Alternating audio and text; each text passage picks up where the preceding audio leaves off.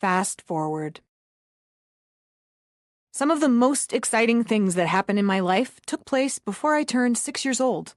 I was born in Honolulu, Hawaii, which is awesome right there. But 3 weeks later, before I even had time to work on my tan, we moved to Japan. Japan! The home of my most favorite food ever, mashed peas. Well, that was probably my favorite food back then. What a waste, since I could have been eating spicy tuna rolls with extra wasabi. Damn you, baby Lauren, and your infantile palate. Well, to be fair, you were an infant. Sorry, I yelled. In Tokyo, we lived with my grandmother for a while, and I had a Japanese nanny, or uba, which incidentally translates to milk mother, something I just found out by looking it up. Hold please while I call my therapist. Her name was Sato-san, and I loved her. And as a result, my first word was in Japanese. It was oheso. You might think that's Japanese for mommy or daddy, but no, oheso is Japanese for belly button, which I think already proves I'm a very unusual, deep, and contemplative person, and there's really nothing left to say. Thank you for buying this book, the end. Wait, a few more things. My mother, the daughter of missionaries, had grown up in Japan and spoke fluent Japanese. She was also incredibly smart and beautiful, a combination that led to this. See photo number 2. That's my grandmother holding me while we watch my mother, who is on television. Back when there were just 3 channels in America, and maybe even fewer in Tokyo, and an air of mystery surrounding the whole thing. Not like today, when the statistical probability of not at some point stumbling onto your own reality show is inconceivably low. Television had only recently been invented then, and there she was, actually on it. And I was so little, I was probably just thinking about mashed peas again, or, more likely, my favorite subject, belly buttons. In related news, apparently on some Gicky-Woogle-type page of mine, I am quoted as saying belly buttons are important, which, while obviously sort of true, medically speaking, taking into account the life-giving properties of the umbilical cord, was also clearly a joke. Yet I can't tell you how many times during an interview a journalist gets that somber, I'm going in for the kill look I love so much, and asks me with knitted brow, faux sincerity, do you really think belly buttons are important? Let me clear the air, once and for all. No, I do not. Although, this book isn't very long yet, and I've already talked about belly buttons quite a bit. Damn you, tabloid journalists, you wise truth uncoverers! Again, sorry, the yelling must stop.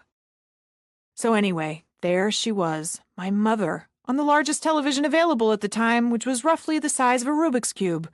Also, check out her dope 60s Priscilla Presley look. Her ability to speak the language as a non-native was so unusual at the time that she was asked to appear on a Japanese daytime talk show. My parents weren't together very long. They hadn't known each other well when they decided to get married, and then they had me right away when they were both just 22 years old, and, well, that about sums it up. They were very, very young. At the time, my mom was also trying to pursue a career as a singer, and it was decided I should stay with my dad. They parted as friends, and my father made the obvious next choice, something we'd all probably do in this situation. He moved us to the Virgin Islands, where we lived on a houseboat. I slept in a bunk bed type thing that was also the kitchen. I was picked up for nursery school by the bus, which was actually a motorboat. We moved there because... You know what? I don't remember exactly. Let's call my dad and ask him. He probably won't pick up because he's on the East Coast and it's a Saturday in the springtime, so unless it's pouring down rain, he's out playing golf. But I'll give you a visual just in case, so you too can play Call My Dad at home. See photo number 3. I know, isn't it a shame we look nothing alike? Okay, let's see if he's home. Ring, ring, ring, ring. Nah, I told you, he's probably not. Hello. Oh, hi. I didn't think you'd be home. It's raining here. Well, then that explains it. Hey, remind me, why did we live on a houseboat that time? Who is this? You have other children you lived on a houseboat with? No, I have other children who call me more. Dad, please, I call you all the time. So this is for the book, and... Is this going to be another befuddled father character like in your last book? Dad, I wouldn't call that character befuddled in general. He's just a little befuddled by technology. Wait, what did you say? I couldn't hear you. I just hit one of these dumb phone buttons wrong. Yeah. I was just saying that the father character in my first novel, the New York Times bestseller, Someday, Maybe, published by Ballantine Books, an imprint of Random House, and now available in paperback, is not exactly befuddled, and anyway, he's only a little bit you. Why are you talking like that? Like what? I was just thinking about how Christmas is right around the corner, but no matter how you choose to celebrate the holidays, books in general make great gifts. Like that. Like you're selling things to an audience. Are you on Ellen right now? Dad, I wouldn't be calling you from the set of Ellen. Oh, I'm fancy. I live in Hollywood where people aren't allowed to call their fathers from the set of The Ellen Show. Dad, please. Why did we live on the houseboat again?